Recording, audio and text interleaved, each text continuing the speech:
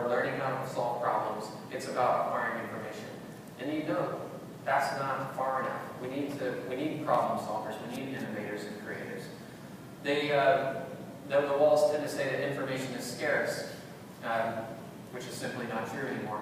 That they should trust authority for good information, that authorized information is beyond discussion. The core message of this is that they should obey the authority and follow along. Not a very good message for a world in which 3 billion people are connecting and collaborating all around them. Because wonder flourishes when we feel inspired and safe to do these things. How can we create an environment where that happens? So I want to end with some ideas. So first off, we're going to create an environment where people can quest. We need to create a space where there's true freedom to learn. This is an old phrase from the 60s from Carl Rogers.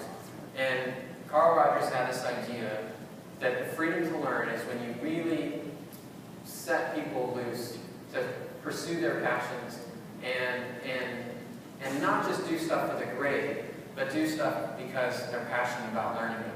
So one way to do that is simply to set up your course like it's a quest, where they can find their own purposes and move towards them. So in my class, for example, it's a class of 15 students, we simply set out to make a documentary together that will go to Sundance. And of course that seems impossible, but we set the bar high and we just go for it.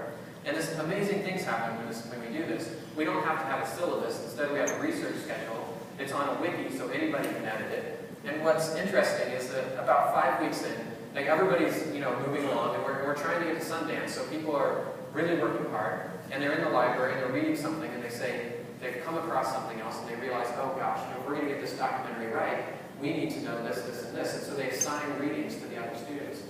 And about 5 weeks in, this started to break down because we had too many readings and it was really complex. And so students actually started making their own syllabi, their own personalized syllabi.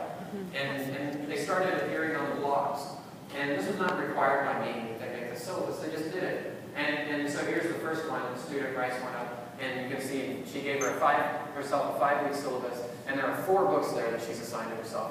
I would never assign 4 books in 5 weeks, but she's excited.